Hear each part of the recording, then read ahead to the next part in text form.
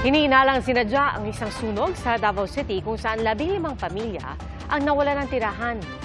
Saksi, si Kent Abrigana ng GMA Regional TV. Nilamon na makapal na usok at apoy ang mga bahay na ito sa Davao City. Sa drone footage, kita ang lawak ng sunog habang hinihintay ang pagdating ng mga bumbero. Nagtulungan ng mga taga roon para maapula ang apoy. Ayon sa ilang residente, may narinig silang malakas na pagsabog. Mga minutes na napinadungog na lagubo siyang balay.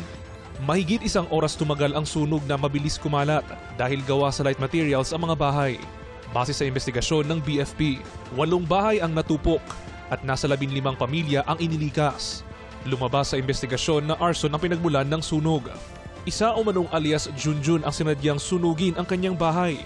Nagkaroon daw ito ng problema sa kanyang asawang OFW at pinagbantaan rin ang kanyang mga kapitbahay. Nahuli ang sospek at sinampahan ng reklamong arson. Tumanggi siyang magbigay ng pahayag. Nasunog din ang isang hotel sa Cagayan de Oro City. Umabot ng mahigit 1 oras bago naapula ang sunog. Nasa mahigit 700,000 piso ang pinsala ng sunog kung saan 2 ang sugatan. Ligtas naman ang 21 customer na naka-check-in sa hotel. Patuloy ang investigasyon sa pinagmulan ng apoy. Para sa GMA Integrated News, ako si Kent Abrigana ng GMA Regional TV 1 Mindanao, ang inyong saksi. Sa exclusive interview ng GMA Integrated News, sinagot ni Vice President Sara Duterte kung kumusang ugnayan nila ni Pangulong Bongbong Marcos. Kasunod yan ng pagbibitiw niya sa gabinete. Saksi, si Marisol Abduraman. So how's your relationship now? I would believe we are still friendly with each other on a personal level na. Ganyan na ang paglalarawan ni Vice President Sara Duterte sa ugnayan nila ni Pangulong Bongbong Marcos na naging katikat niya noong 2022 elections. Kasunod yan ang pagbibitiw niya sa gabinete ng Administrasyong Marcos, particular bilang Education Secretary at NTF-ELCAC Chairperson. Wala pa rin paliwanag kung bakit siya nagbitiw mula sa kanya o sa palasyo. Pumunta ako sa opisina ni Pangulong Marcos at sinabi ko sa kanya, dala ko yung resignation letter ko. And maayos naman yung kanyang pagtanggap. Wala ring tugon. Nagsubukan naming hinga ng reaksyon ang First Lady na dati na nagsabing hindi nagustuhan ang pagbatikos ng pamilya ng bise sa Pangulo. Pero ang dating kapartidong si House Speaker Martin Romualdez, nire-respeto raw ang desisyon ng bise. We missed the closer interactions that we had during the campaign. But nonetheless, there's politics and there's personal and we only wish the Vice President nothing but the best. Sabi ng bise, tuloy pa ang kanyang trabaho bilang Education Secretary, lalo't wala pa siyang kapalit. May mga mungkahi rin siya sa susunod na kalihim na mga nasimulan niya na pwedeng ituloy. Hindi pa tayo tapos sa review ng grades 11 and 12 na curriculum, so kailangan natin matapos yon. Kailangan natin i-address yung employability ng ating grade 12 graduates. Yung pangarap natin na maging universal yung feeding, school-based feeding program. Para sa GMA Integrated News, Marisol Abduraman, ang inyong saksi. Nalunod ang isang mag-asawa sa Agno, Pangasinan. Ayon sa pulisya, naglakad-lakad ang babaeng biktima hanggang sa marating ang rock formation malapit sa tinatawag na depth pool. Pero sa lakas umano ng alon, natangay siya sa malalim na parte ng dagat. Sinubukan siyang sagipin ng kanyang mister pero pati siya ay nalunod. Inabot ng 4 na oras bago nahanap ang kanilang mga katawan. Umakyat na sa 1,301 ang nasawi sa Hajj dahil sa matinding init sa Jeddah, Saudi Arabia. Kabilang dyan ang isang Pinay na nagtatrabaho sa Riyadh bilang healthcare professional. Ayon sa mga health minister ng Saudi, 83% ng mga casualty ay unauthorized pilgrims kaya pahirapan ang pagkilala sa kanila. Dahilan din daw ng pagkasawi ang mahabang lakaran sa gitna ng init na walang sapat na proteksyon. Umaabot hanggang 51 degrees Celsius ang naitatalang temperatura doon. Nababahala ang ilang cybersecurity experts sa pagdami ng insidente ng pangahak sa mga ahensya ng gobyerno. Lalo't sa unang 4 na buwan ng 2024, 39 na insidente ng cyber attack sa government agencies ang namonitor ng isang grupo. Saksi, si Rafi Tima. Dumarami, nakababahala at dapat paghandaan. Yan ang nagkakaisang babala ng mga eksperto sa isang cybersecurity conference sa Makati ngayong araw. Bukod sa mga pribadong kumpanya, ang nakakaalarma daw ay ang dumaraming pag-atake sa gobyerno. For the period January to April of this year alone, we have had 39 cyber incidents involving government agencies, 3 of which have had repeated attacks. Pero ang pinagtutuunan ngayon ng pansin ng mga eksperto, ang relasyon ng cyber attacks sa mga aktwal na kaguluhan tulad na nangyayari sa Ukraine. Bago ang aktwal na pag-atake sa kanilang teritoryo, cyber attack daw muna ang ginawa ng Russia laban sa Ukraine. Any move that involves a takeover of Taiwan or takeover of certain portions or the entire South China Sea will have early warning signs in cyberspace. Ang tanong nila, kapag nagkaroon ba ng cyber attack ang China laban sa mga institusyon sa Pilipinas, gagana ba ang Mutual Defense Treaty ng bansa at ng Amerika?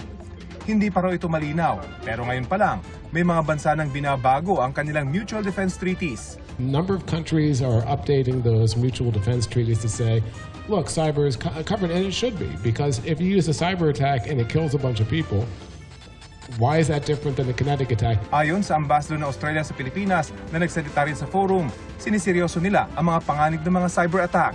We want to work with you to uphold international law and the rules and norms of responsible state behavior in cyberspace. Sound familiar? A bit like what we're doing in the South China Sea, yes. Maging ang Amerika, batid daw na seryoso ang usapin ng cybersecurity. We've increasingly begun building cyber into our defense cooperation. Last year's Balakatan exercise included a cyber defense component for the first time ever.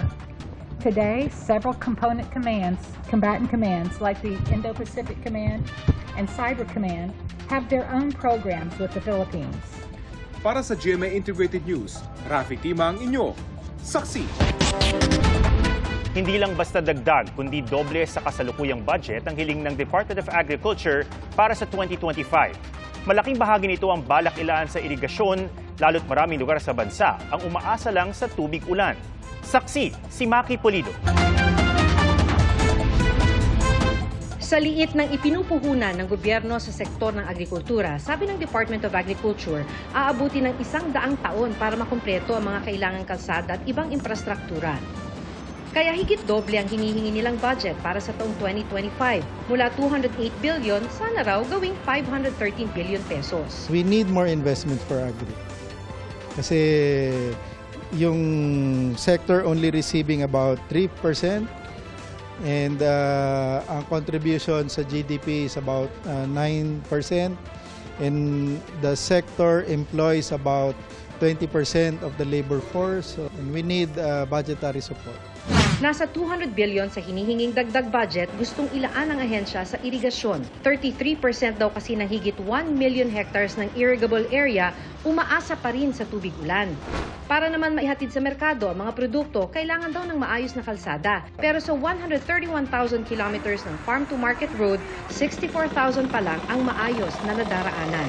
Kulang na kulang din ang post-harvest facilities tulad ng cold storage facilities para maimbak muna ang produkto kaysa itapon sa gilid ng kalsada kung sobra-sobra na ang ani. In terms of cold storage capacity, we're the lowest, 37,000 cubic meter per 1,000 residents. Dahil daw sa mga kakulangan yan, sa bigas halimbawa, mahigit 14% ang hindi napakikinabangan sa inaning bigas. Ganon din sa saging, habang nasa 50% sa ani ng mangga. Sa sibuyas naman, 31% ng ani ang naitatapon na lang. Mababawasan natin significantly. Of course, we will be reducing our imports and we can increase our level of sufficiency. Sabi ng Bantay Bigas, sa laki ng pondong yan, dapat talagang mapakinabangan ng mga magsasaka. Kailangan daw itong mabantayan, lalo na't marami ng karanasan ng korupsyong kinasangkutan ng ahensya. Ilan lang dito ang halos 1 bilyong pisong fertilizer fund scam, maging ang mahigit 100 bilyong pisong maanumalyang paggamit umano sa pondo ng National Irrigation Administration. Para sa Ibon Foundation, dapat talagang taasan ang budget ng ahensya. Pero kailangang mabantayan ng pondo at kung ano ang nailaan, dapat gastusin. Tanggap naman ng DA na kailangang mabantayan ang pondo mula sa korupsyon at nakikipag magtutulungan daw sila sa pribadong sektor laban dito. Para sa GMA Integrated News, Maki Pulido ang inyong saksi. Pagpapauwi sa 27 Pinoy na sakay ng barkong inatake ng grupong Houthi inaayos na. Kwento ng tripulanteng Pinoy na si Joel Almelor sa kapatid na broadcaster na si Dominic Almelor, 3 beses binomba ang sinasakyan nilang MV Transworld Navigator. Nagkabasag-basag ang mga salamin ng barko, pati sa cabin kung saan tumutuloy ang mga tripulante. Wala na kaming tigil sa kakaiyak nung araw na yon. Kasi lalo pa nung nakita ko yung video nung umaapoy, parang sabi ko, hindi ko kakayanin na, diba, mamatay yung kapatid ko sa ganyang sitwasyon. Ayon sa Houthi, isa ang barko sa 2 inatake nila kahapon bilang bahagi ng kanilang pakikisimpatya sa mga Palestino sa giyera sa Gaza. Ayon naman sa Department of Migrant Workers, all Filipino crew of 27 ligtas na po sila. The vessel was hit pero not enough to immobilize the ship, so it managed to sail on. And right now it's on safer ground. I just can't say the exact location. dating Senadora Laila de Lima acquitted o pinawalang sala sa huling natitira sa kanyang 3 drug case. With the grant of our demurrer to evidence, which is tantamount to acquittal, that means I am now completely free and vindicated. It's very liberating. Ang ikatlong kaso ay kaugnay sa umunoy pakikipagsabwatan at paggamit sa mga inmates sa iligal na kalakalan ng droga sa Bilibid para makalikom ng pondo para sa kanyang pagtakbo bilang senador noong 2016. Sa desisyon ni Presiding Judge Hener Hito, sinabi nitong nabigo ang prosecution na mapatunayang guilty beyond reasonable doubt ang lahat ng mga akusado. Acquitted din ang dating opisyal ng Bureau of Corrections na si Franklin Bocayo, ang dating bodyguard ni De Lima na si Ronnie Dayan, dating aide na si Jovenel Sanchez at dating police asset na si Jose Adrian Dera. Laboratory testing para makita kung may mga taong nahawa ng Q fever isinagawa na. Kasunod yan ang paglilibing ng 60 kambing na nakitaan ng sakit. Enero inimport mula sa Amerika ang 74 na kambing para paramihin. Ayon sa DOH, maiging i-report agad kung may nararamdamang sintomas ang mga na-expose sa mga hayop na may Q fever, gaya ng lagnat, pagkapagod, sakit ng ulo, pagduwal at pagsusuka. Hindi raw nababahala ang health department at may isolation facilities sa level 2 at 3 hospitals sa mga probinsya kung kailangan. Para sa GMA Integrated News, Sandra Aguinaldo ang inyong saksi. Mga kapuso, sama-sama tayong maging saksi. Mag-subscribe sa GMA Integrated News sa YouTube at para sa mga kapuso abroad, samahan niyo kami sa GMA Pinoy TV at sa www.gmanews.tv.